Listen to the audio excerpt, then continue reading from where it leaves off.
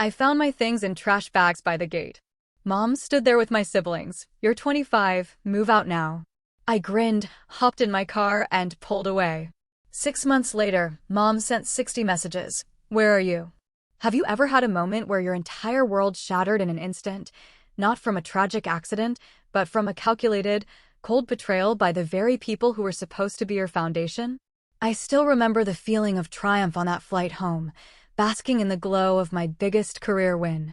But that glow shattered the moment my rideshare pulled up to my house, because there, lining the driveway like a cruel, twisted joke, were all my earthly possessions, stuffed into black garbage bags. And my family stood watching, cold and unyielding, ready to kick me out. My name is Leah Harrison, and I was 25 years old. The bags, bulging with my life, were lined up like funeral monuments at our front gate. My mom stood there, arms crossed, my 3 siblings flanking her like soldiers. There was no warmth in their faces, only a cold, hard resolution. The smile I'd worn since landing evaporated as Mom spoke those cutting words. "You are 25 now. It is time for you to get out." Growing up as the youngest of 4 in our suburban Chicago home was never easy. My father passed when I was just 7, leaving my mother, Sandra, to raise us alone. My oldest brother, Jackson, was already 18. Natalie was 16, Kevin was 14. They had years of memories with Dad. I barely remembered his face without looking at photographs. After he died, Mom changed. The warm, laughing woman from my earliest memories hardened into someone who measured love by achievement and obedience. She worked 2 jobs to keep us afloat, reminding us daily of her sacrifices. "I gave up everything for you kids," became her mantra, usually followed by, "the least you could do is." As the baby of the family, I received both the benefits and burdens of being last. Mom was more financially stable by the time I needed braces or college tuition. But the emotional toll of single parenthood had worn her down. She controlled every aspect of my life with iron determination, my friends, my college major. My siblings had all followed her approved path. Jackson became a surgeon, Natalie a corporate attorney, Kevin a successful engineer. They married people Mom liked, bought homes in neighborhoods she approved of, and had children on her preferred schedule. They were her success stories, proof of her excellent parenting. Then there was me. I studied marketing instead of medicine or law. I took a job at a startup rather than an established firm, and I remained stubbornly single at 25. While I wasn't rebellious by most standards, in our family, I was the black sheep. "When will you get a real job?" Mom would ask over Sunday dinner. Natalie was already making 6 figures at your age. Despite these tensions, I'd chosen to live at home after college. It was practical at first. My entry-level marketing position paid modestly, and Chicago housing prices were astronomical. Living with Mom allowed me to build savings and pay down student loans more quickly. "You can stay as long as you need," Mom had said when I first moved back. Family supports family. But her support came with conditions, mostly unspoken but ever-present. I paid rent, contributed to groceries, and handled most household chores. I drove her to appointments, helped with tech problems, and listened to hours of complaints about neighbors, coworkers, and occasionally my siblings, though never when they were present. The dynamic with my siblings was equally complicated. To them, I was still the baby, someone whose opinions carried less weight. When family disagreements arose, they formed a united front with Mom, dismissing my perspective as immature or uninformed. "You'll understand when you have more life experience," Jackson would say, despite the fact that I'd lived on my own through 4 years of college and traveled internationally, experiences he'd never had. The tension between independence and family obligation grew as I approached my mid-20s. Friends my age were living in apartments with roommates, dating freely, staying out late without texts demanding their whereabouts. I envied their freedom, but felt trapped by both financial reality and familial duty. Then came the opportunity that I thought might change everything. Our marketing firm landed a major client, and as the team member with the freshest ideas, I was chosen to present our campaign in New York. It was my first business trip, my first solo presentation to a major client, and potentially my first big career break. The presentation was scheduled for a Thursday, with meetings extending through Friday afternoon. I'd spent weeks preparing, rehearsing until I could recite the pitch in my sleep. The night before my flight, Mom had seemed distracted during dinner, barely acknowledging my nervous excitement. "I'll be back late Friday night," I reminded her as I washed dishes.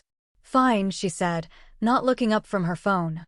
"Jackson and Natalie are coming over on Saturday with the kids. Make sure you're here to help." I promised I would be, swallowing my disappointment at her lack of enthusiasm. In my heart, I had hoped this professional milestone would finally earn her approval. If I could prove my career path was viable, perhaps she would finally see me as an adult rather than a disappointing child. The New York presentation exceeded all expectations. The clients loved our campaign, asking for only minor adjustments before approving the seven-figure budget. My boss took me to dinner afterward, discussing a potential promotion and raise if the project launched successfully. "You have real talent, Leah," he said. "I see a bright future for you with us." Those words warmed me more than the expensive wine we shared.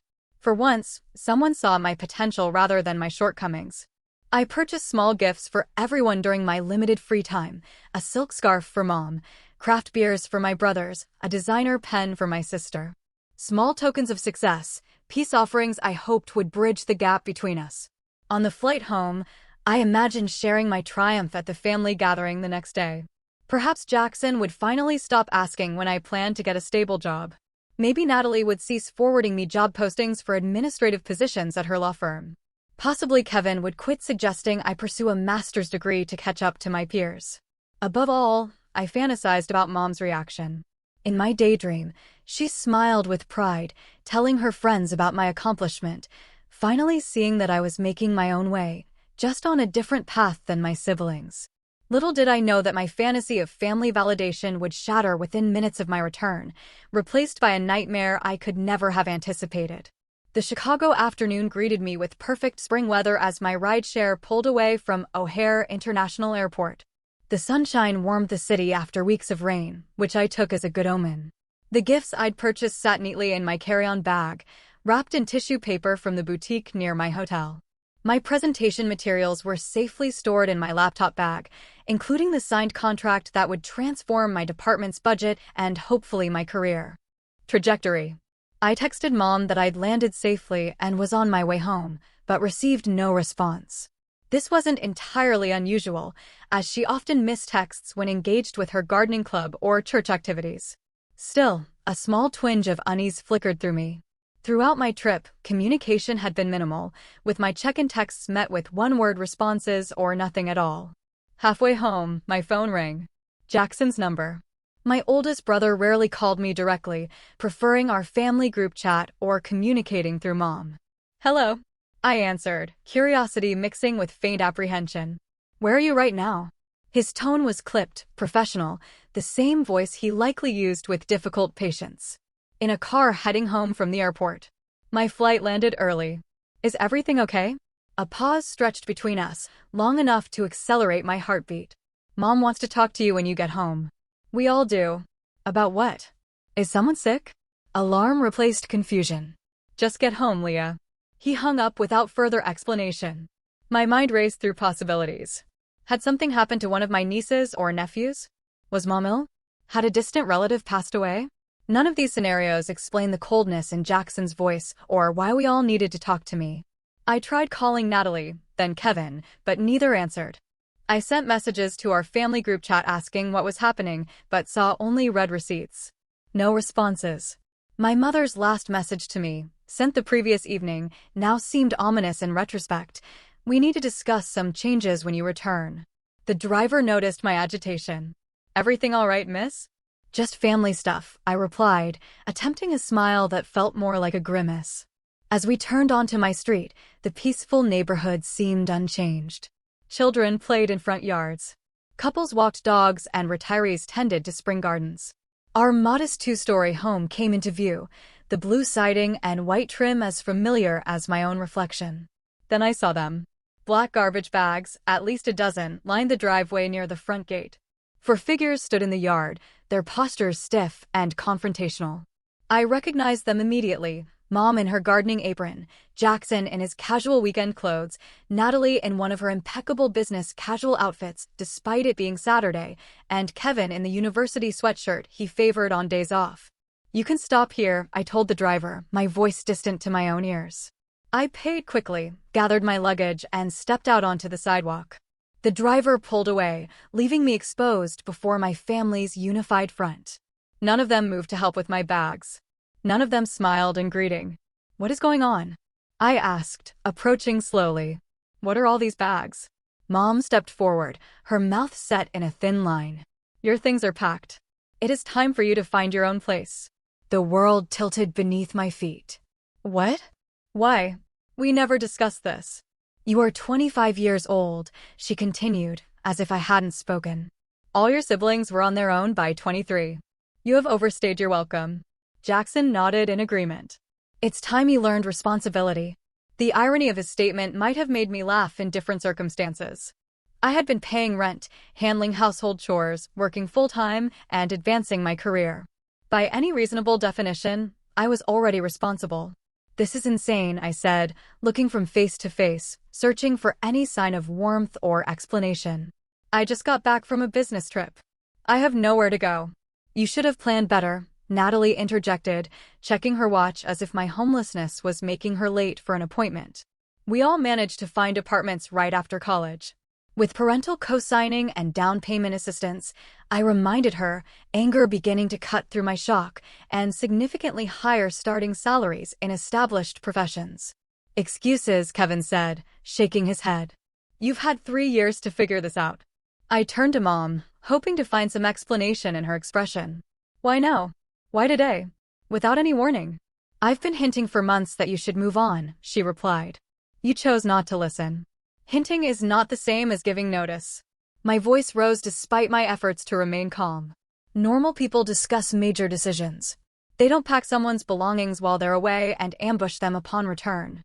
"Don't raise your voice to your mother," Jackson warned, stepping closer. The absurdity of the situation struck me all at once. I was being lectured about respect while being treated with absolute disrespect. My family had waited until I was out of town to pack my possessions in garbage bags and evict me without warning or discussion. "What is this really about?" I asked, suddenly remembering conversations overheard between Mom and Natalie about property values in our neighborhood. "Are you selling the house?" A flicker of surprise crossed my mother's face before she composed herself. "My financial decisions are none of your concern. They're if they involve making me homeless with no notice." "You're not homeless," Natalie said with exaggerated patience. "You have a job. Get an apartment like everyone else. Without references? Without time to save for a security deposit? Without warning?" I looked at each of them in turn. "Do you hear yourselves? Who treats family this way?" "We are doing this for your own good," Mom insisted. "You need to stand on your own 2 feet. By cutting them out from under me?" I countered. A neighbor walking his dog slowed as he passed, openly staring at our confrontation. My humiliation deepened at having this family betrayal witnessed by others. "This is ridiculous," I said, lowering my voice. "Let's go inside and discuss this like adults." "There is nothing to discuss," Mom replied. "Without any input from me? The person most affected?" "Your input has been your continued failure to launch," Kevin said. "We have all discussed it and agree this is necessary." That statement landed like a physical blow. They had discussed me, judged me, and determined my fate without my knowledge or participation. The gifts I had brought them suddenly felt like pathetic bribes for affection that had already been withdrawn. "When did you pack all this?" I asked, gesturing to the garbage bags. "Yesterday," Mom answered. Jackson and Kevin helped. The timing was not coincidental. They had deliberately waited until I was away, unable to defend my space or my position in the family. "And what am I supposed to do now? Where am I supposed to go tonight?" "You should have friends you can stay with," Natalie suggested, though her tone implied doubt that I had any. "Or get a hotel," Jackson added. "You just got back from New York. Surely you can afford a room for a few nights." They didn't know the company had paid for my New York accommodations, or that my modest savings were earmarked for eventual moving costs that I'd planned to discuss with Mom when the time was right. "Can I at least come inside and sort through these bags? I doubt you knew what was important when you packed." "Everything is there," Mom said firmly. "Your room has been cleared." The finality of her statement made my stomach clench. They had erased me from the house while I was gone, as if I had never belonged there at all. White-hot anger surged through me, temporarily burning away the shock and hurt. 25 years of feeling. Less than, of trying to earn approval that never came, of walking on eggshells in my own home. all culminated in this moment of utter betrayal. "How dare you?" I said, my voice low and trembling. "How dare all of you stand there acting righteous while doing something so cruel?" "Dramatic as always," Natalie muttered. "Dramatic?" I laughed without humor. "You ambush me after a business trip, throw my possessions in garbage bags, and tell me I'm homeless effective immediately. But I'm the dramatic one." "We knew you'd react this way," Jackson said. "This is why we did it while you were gone." "You mean why you waited until I wasn't here to defend myself?" "That's not responsible adult behavior. That's cowardly." Mom's face flushed with anger. "Don't speak to us that way. After everything I've done for you, what exactly have you done for me lately?" Mom charged me rent, made me handle most household chores, criticized my career choices, compared me unfavorably to my siblings at every opportunity. "You ungrateful little," she began. "Ungrateful?" I cut her off. "I have been nothing but grateful. I have thanked you, helped you, supported you emotionally and financially. I have swallowed every criticism, endured every comparison, and still showed up with love and respect." The facade of family unity began to crack as my mother turned to Jackson. "I told you she would make this difficult." "Make what difficult exactly?" I pressed. "Why now? Why the urgency? Why the garbage bags instead of proper boxes? Why the audience?" I gestured to my siblings. Kevin shifted uncomfortably, the first sign that perhaps he wasn't fully committed to this plan. "Mom is selling the house," he admitted. "Kevin," Natalie hissed. "She deserves to know," he replied. The truth emerged in fragments as they argued among themselves. Mom had received an offer on the house significantly above market value. The buyers wanted immediate occupancy. Rather than discussing this with me, she had decided with my siblings that my portion of any inheritance or proceeds would be reduced to compensate for my extended stay at home. "So this is about money," I said, the pieces falling into place. "You're pushing me out to sell the house, and you don't want me to have a claim on my share." "You haven't contributed to the mortgage," Natalie argued. "I have paid rent for 3 years," I countered. "Where did that money go if not toward household expenses?" "Your rent barely covered your food and utilities," Mom dismissed. "And what about Dad's will?" I asked. "He left the house to all of us." I may have been young when he died, but I remember the lawyer explaining that. Uncomfortable glances passed between them. They had hoped I wouldn't remember or wouldn't assert my legal rights. "You would see your own mother?" Jackson asked incredulously. "You would disinherit your own daughter?" I fired back. We had reached an impasse, standing in the front yard with neighbors pretending not to watch. 3 years of pent-up resentment boiled over as I finally said what I had swallowed for too long. "You have never respected my choices or seen me as an equal adult. You have used me as free labor, emotional support, and a convenient target for your disappointment. And now you discard me when it is financially convenient." No one denied these accusations. Their silence confirmed every insecurity I had harbored about my place in the family. In that moment of clarity, I made a decision that would alter the course of my life. I walked to my car, which thankfully had been parked on the street during my trip, and opened the trunk. "What are you doing?" Mom demanded. "Leaving," I replied simply. "Isn't that what you want?" One by one, I loaded the garbage bags into my car, grateful that I drove a hatchback with folding rear seats. The bags contained my entire life: clothes, books, electronics, mementos, things packed without care or concern for their significance. When the car was full, I turned to face them one last time. They stood together, a unit from which I had always been subtly excluded. "You know, I just landed the biggest client in our firm's history. I was about to get promoted. I brought gifts for all of you to celebrate."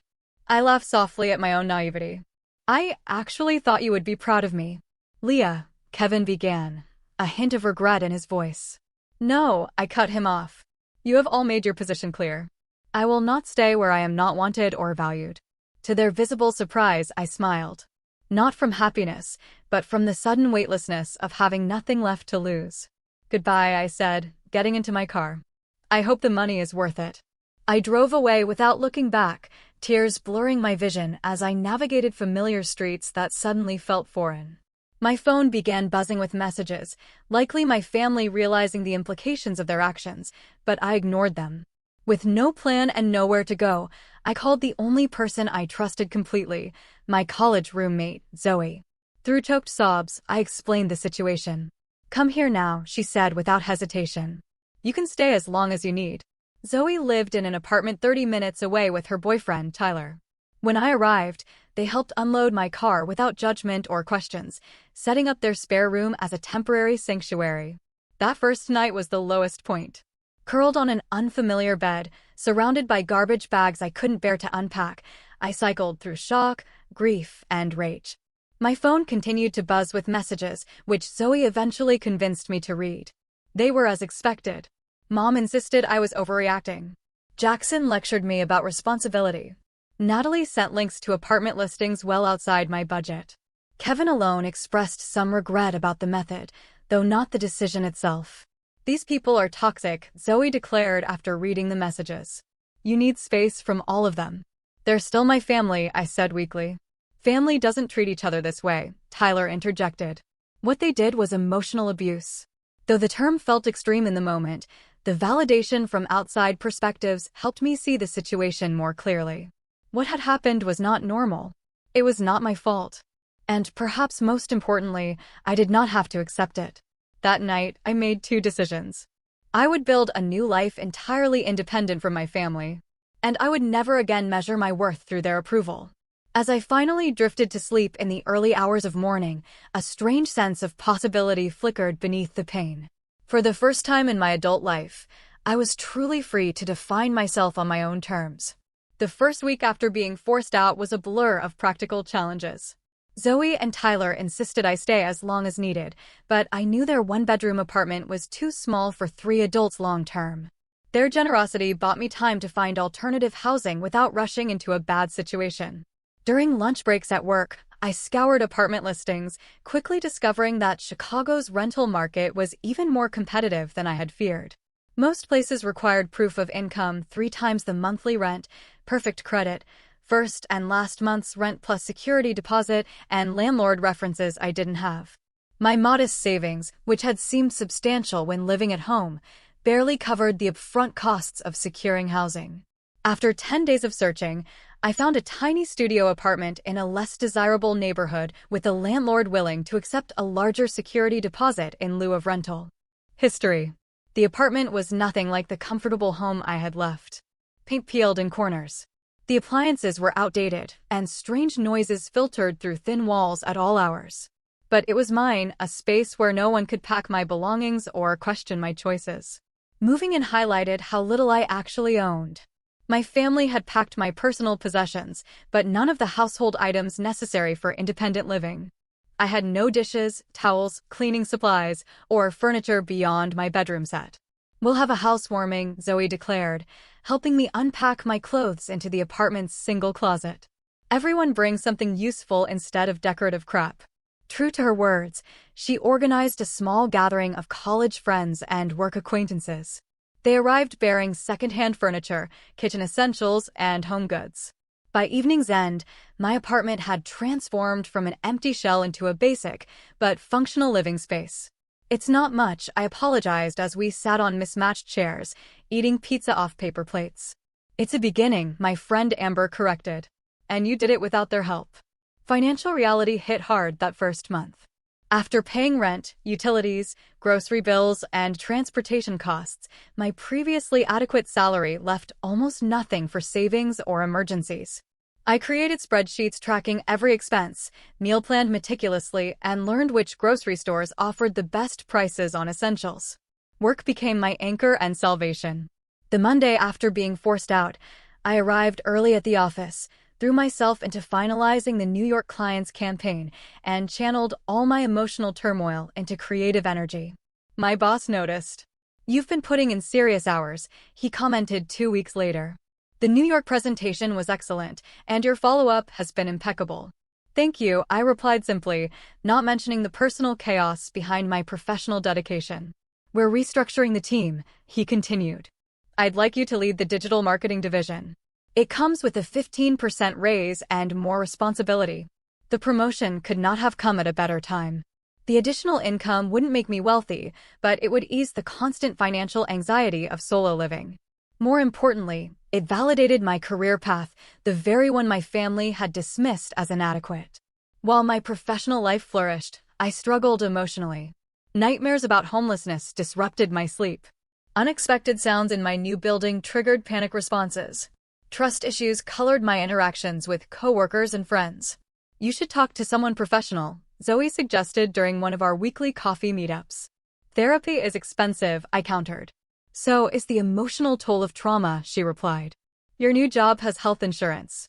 She helped me navigate the insurance portal to find therapists who accepted my coverage. The woman I ultimately chose specialized in family estrangement and adult children of controlling parents. Our first session opened floodgates I hadn't realized were holding back an ocean of hurt.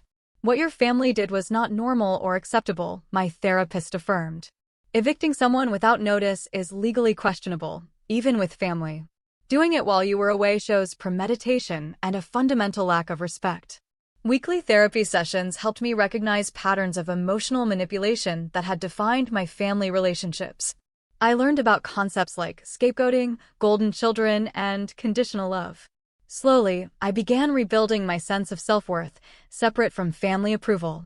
Practical skills became another focus of my new independence. I had never needed to handle certain aspects of adult life while living at home. Now I taught myself basic plumbing, how to jumpstart a car, simple cooking techniques, and home repairs. Each new skill felt like a tiny victory, proof that I could survive and even thrive on my own.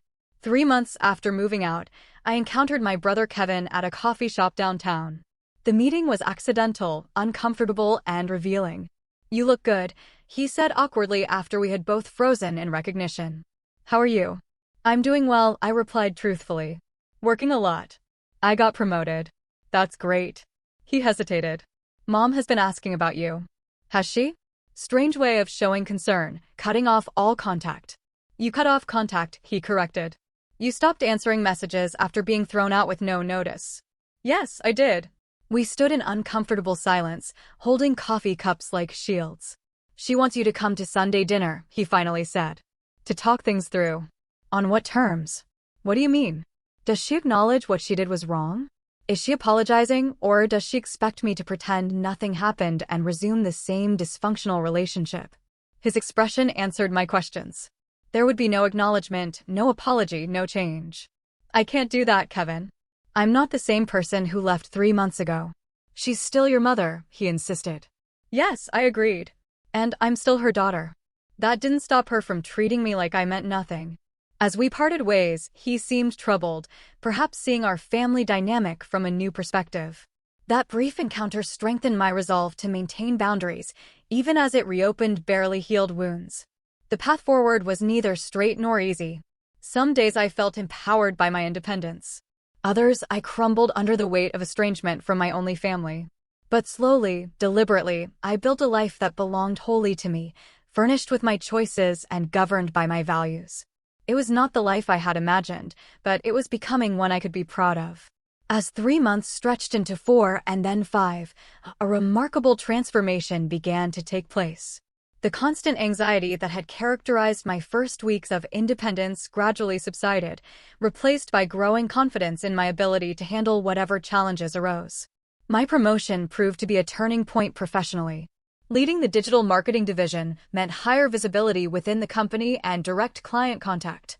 I assembled a small but effective team, implemented new analytic strategies, and delivered consistent results that impressed both clients and executives. Your campaign increased engagement by 40%, our CEO noted during a quarterly review. That is impressive work, Leah.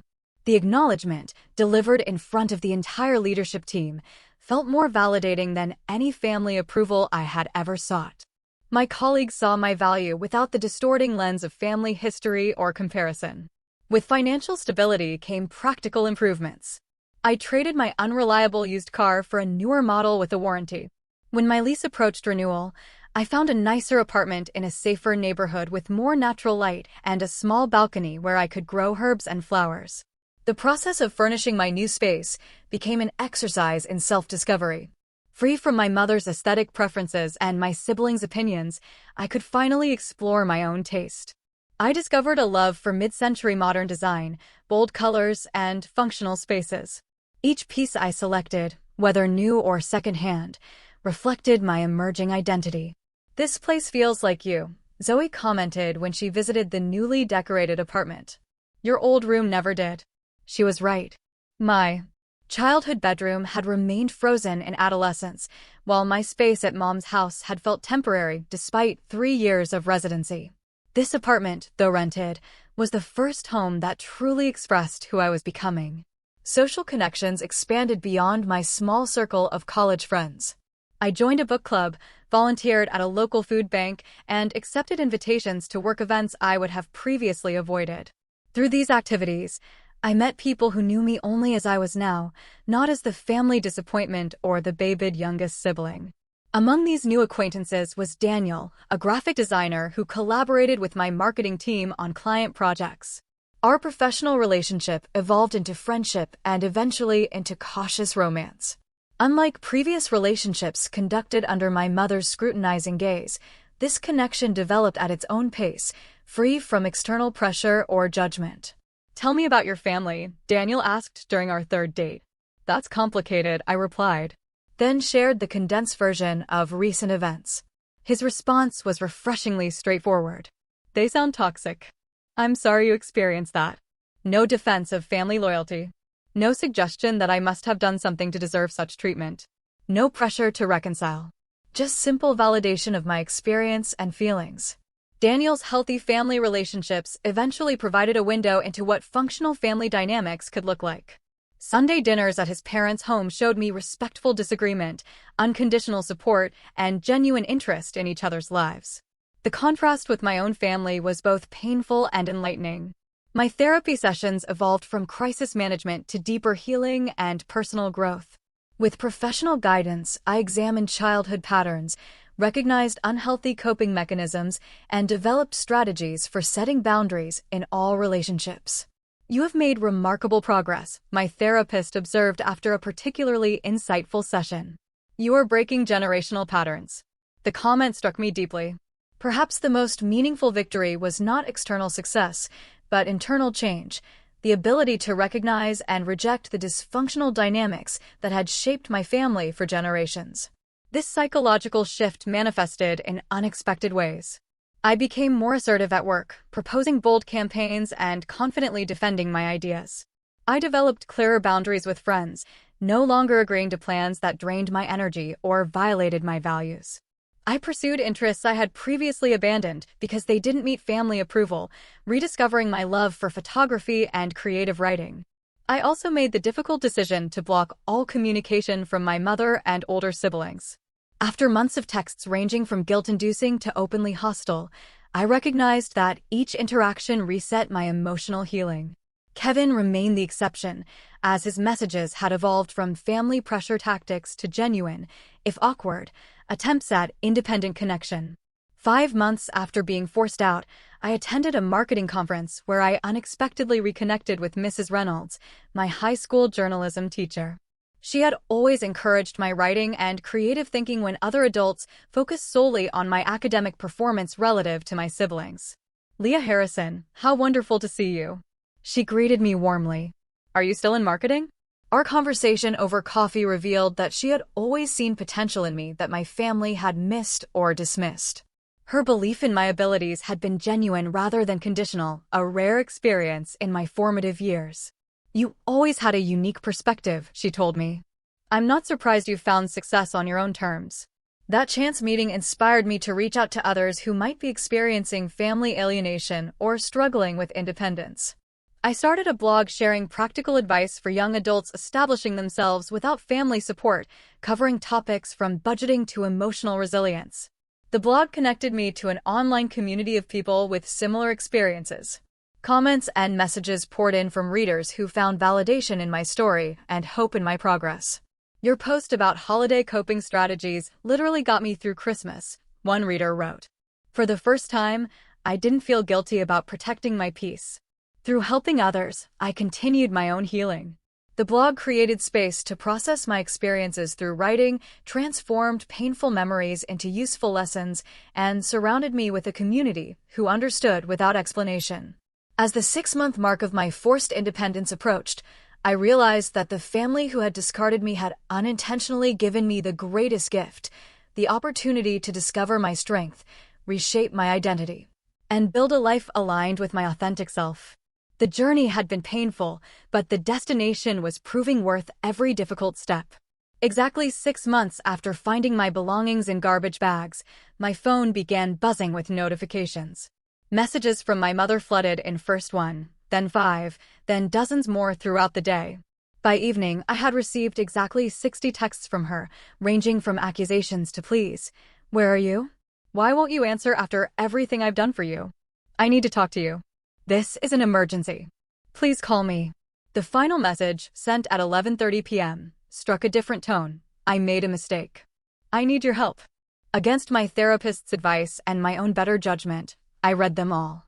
Something had clearly happened. Something significant enough to break through my mother's pride and denial. Despite everything, concern flickered beneath my carefully constructed defenses.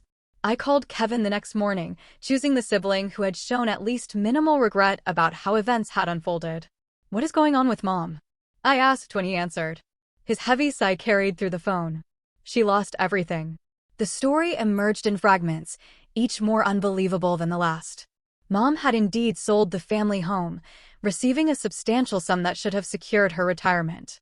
Instead of investing wisely, she had entrusted the entire amount to a financial advisor introduced by a church acquaintance. It was a scam, Kevin explained. The guy disappeared with her money and at least 10 other victims. That's terrible, I said, genuinely sympathetic despite our history. But why contact me now? Where are Jackson and Natalie? Another pause. They're not speaking to her. What? Why? She promised each of us a portion of the house proceeds. Jackson already put a deposit on a vacation property based on that promise. Natalie had planned a home renovation. And you? I was more cautious, he admitted. But I'm still angry. She made decisions without consulting any of us, then lost everything. The irony was not lost on me. My mother had excluded me from decisions about my own living situation, and now felt the sting of similar treatment from her other children. There's more, Kevin continued reluctantly. She has nowhere to live. The new owners took possession of the house last week. She's been staying in a motel, but her funds are running out. Where does she expect to go? She mentioned your new apartment. A cold wave of disbelief washed over me. After throwing me out without notice, my mother's plan was to move in with me. The audacity was breathtaking. That's not happening, I said firmly. I know, Kevin agreed, surprising me. That would be unreasonable after everything. But she needs something, Leah. She's still our mother. The situation forced me to confront complex questions about obligation, forgiveness, and boundaries. What did I owe the woman who had raised me but also betrayed me? Could I help without sacrificing the healthy independence I had built? Was it possible to show compassion without enabling toxic patterns? After consulting with my therapist, I agreed to meet my mother at a coffee shop, a neutral location where I could leave if necessary. Daniel offered to wait nearby, providing both moral support and an escape plan if things became too intense. My mother looked diminished when she arrived, her confident posture replaced by a nervous hunch. The designer clothes and perfect makeup that had been her uniform were exchanged for casual wear and minimal cosmetics. She had aged years in months. "Thank you for coming," she began, hands clutching her coffee cup. "I didn't think you would." "I almost didn't," I replied honestly. We sat in uncomfortable silence, the weight of our history pressing down between us. "I lost everything," she finally said. "The house, the money, everything. Kevin told me. Jackson and Natalie won't speak to me. They say I betrayed them." I nodded, acknowledging her pain without accepting responsibility for it. "I need help, Leah." Her voice cracked. "I have nowhere to go." The request hung in the air, unspoken but clear.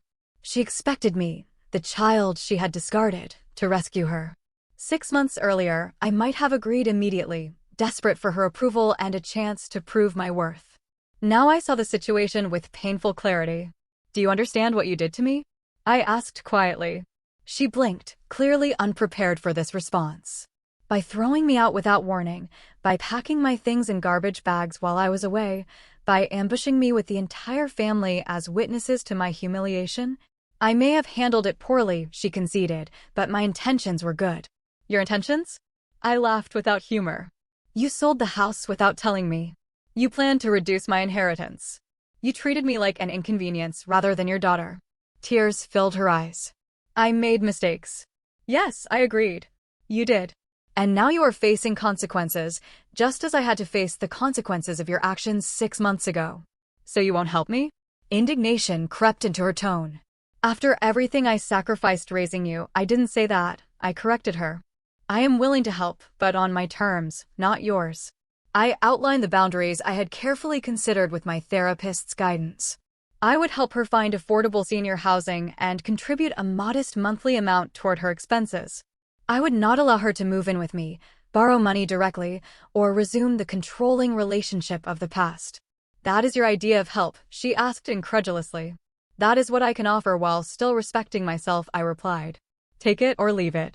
Our conversation continued for nearly 2 hours, cycling through accusations, justifications, tears, and tentative steps toward understanding. My mother struggled to accept that our relationship had fundamentally changed, that her authority had been permanently diminished by her own actions. I never thought you would be so hard, she said at one point. I never thought I would need to be, I countered. But here we are.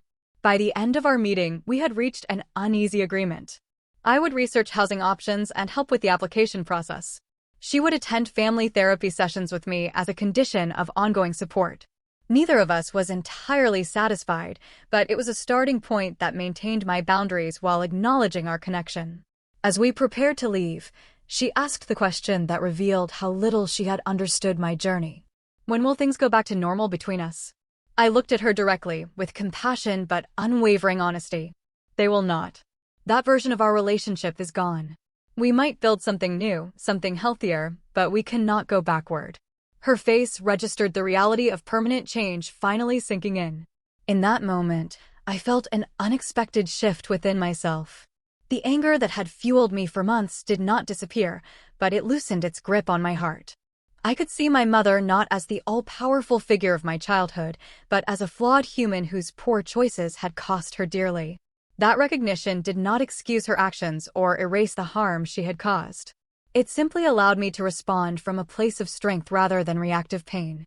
I could offer appropriate help without sacrificing the healthy life I had built, a balance that would have been impossible 6 months earlier. As I walked away from the coffee shop, Daniel fell into step beside me. How did it go? Exactly as hard as I expected, I replied, but also necessary. Are you okay? I considered the question carefully. Not yet, but I will be. That evening, I received messages from both Jackson and Natalie for the first time in months. Word of my meeting with Mom had spread, along with my limited offer of assistance. Their texts contained no apologies for their role in my eviction, only thinly veiled attempts to gauge my mother's financial situation and my involvement in it. I left both messages unanswered, recognizing them as continuations of unhealthy patterns rather than genuine attempts at reconciliation. Some relationships could potentially heal with time and effort. Others might need to remain distant for my well-being. Learning to distinguish between them was part of my ongoing growth. The family crisis that had prompted 60 desperate messages had not provided a Hollywood reconciliation or neat resolution. Instead, it had offered something more valuable, confirmation that the boundaries I had established were necessary and the independent life I had built was worth protecting. In the weeks following our coffee shop confrontation, I helped my mother navigate the complex process of finding affordable senior housing. The assistance I provided was practical rather than financial, researching options, explaining application requirements, and occasionally driving her to appointments. Pine Meadows, the facility she eventually moved into, offered independent living apartments with optional supportive services. The modest studio unit was a significant downgrade from our family home, but it provided security, community, and a fresh start. It's small, she commented during move-in day, surveying the compact kitchen and living area. So was my first apartment, I reminded her gently. You adapt. The parallel was not lost on her. For perhaps the first time, my mother was experiencing the challenges of starting over with limited resources, the very situation she had thrust upon me without warning or preparation.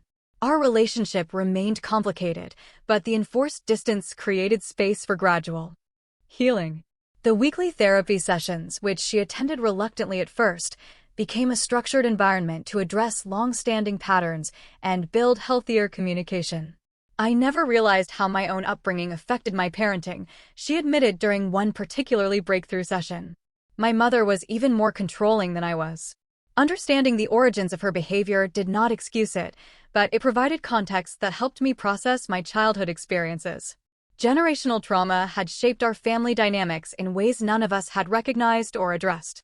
As promised, I contributed a modest monthly amount toward her expenses, carefully calculated to provide necessary support without sacrificing my own financial security. The arrangement was formalized through our therapist, establishing clear expectations and boundaries on both sides. My relationships with my siblings evolved along different paths. Kevin and I rebuilt a cautious connection, meeting occasionally for coffee and maintaining text communication. He apologized for his role in my eviction, an acknowledgement that opened the door to potential reconciliation. "I should have stood up for you," he said during one of our meetings. "I knew it was wrong." "Why didn't you?" I asked. Not accusingly, but with genuine curiosity. "It was easier to go along," he admitted. "I've always done what Mom and Jackson thought best, even when I disagreed." His honesty revealed patterns I recognized from my own experience, the complex dynamics that had shaped all our choices and reactions. Through our conversations, we both gained insights into the family system that had constrained us in different ways. Jackson remained distant, occasionally sending impersonal holiday greetings or family announcements, but making no effort at meaningful connection. His pride prevented him from acknowledging any wrongdoing, and I no longer felt compelled to seek his approval or forgiveness. The most surprising development came from Natalie. 6 months after our mother's financial collapse, my sister experienced her own crisis when her husband announced he wanted a divorce. Suddenly single with 2 children and a lifestyle she could no longer maintain independently, she gained unexpected perspective on vulnerability and independence. "I never understood what it meant to have your life upended overnight," she confessed during an unexpected phone call. "I think I get it now." Our reconciliation was tentative and incomplete, but it opened possibilities I hadn't anticipated. We began meeting monthly for lunch, gradually rebuilding trust through small, consistent interactions rather than grand gestures or dramatic apologies. While family relationships slowly evolved, my professional life continued to flourish. 1 year after the promotion that had coincided with my forced independence, I was offered the position of Director of Marketing, overseeing all campaigns and client relationships. The new role came with a substantial salary increase, stock options, and enhanced benefits.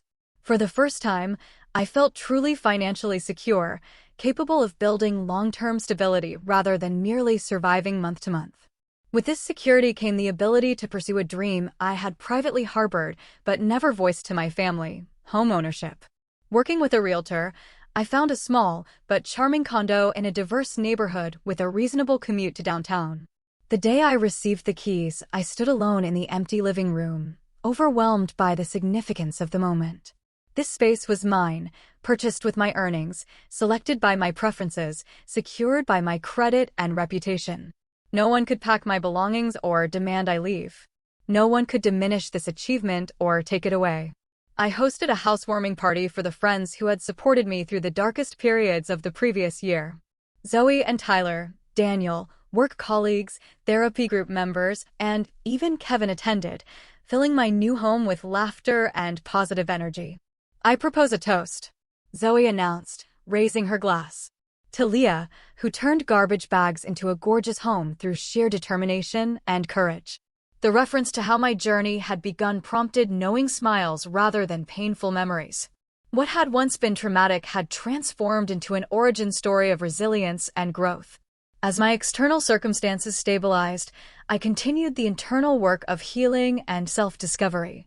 With my therapist's encouragement, I established a small scholarship fund for young adults aging out of foster care or leaving difficult family situations. The modest grants helped recipients with security deposits, professional clothing, or educational expenses, addressing practical needs often overlooked by larger programs. "You have turned your pain into purpose," my therapist observed when I shared feedback from the first scholarship recipients. "That is true healing." The observation resonated deeply. The betrayal that had initially shattered my sense of security had ultimately revealed strengths I might never have discovered otherwise. Being forced to stand alone had taught me that I could not just survive, but thrive on my own terms. My relationship with my mother would never return to what it had been, nor what I once wanted it to be. The dynamics that had defined our earlier interaction were fundamentally unhealthy, rooted in control rather than respect. Instead, we were slowly building something new, a relationship between adults with clear boundaries and realistic expectations. During our last therapy session of the year, my mother said something that demonstrated how far we had both come. "I am proud of you," she stated simply. "Not because you are successful by conventional standards, though you are. I am proud of who you have become, how you have handled adversity, much of which I caused." The acknowledgement, offered without qualification or comparison to my siblings, was perhaps the most genuine approval she had ever expressed. It mattered to me, but in a different way than it once would have. Her validation was welcome, but no longer necessary for my sense of worth or identity. That evolution represented the most profound lesson of my journey. Love should not require perfect compliance. Achievement should not be a prerequisite for belonging. And family connections, while important, cannot define our entire sense of self. There are wounds that never completely heal, relationships that cannot be fully restored, and betrayals that permanently alter our understanding of trust and loyalty. Yet, within those painful realities lie opportunities for growth that might otherwise remain undiscovered. Sometimes, being forced out of what feels like home leads us to where we truly belong, to the person we were meant to become. What began with garbage bags at a gate ended with the keys to my own front door. Both literally and metaphorically. The journey between those points transformed not just my circumstances, but my fundamental understanding of family, independence, and self-worth. In losing what I thought I needed, I found what I truly deserved, a life defined by my choices, rather than others' expectations. Have you ever experienced a moment when family betrayal ultimately led to unexpected strength? How did you rebuild your life after a relationship breakdown? Thanks for watching. Take care. Good luck.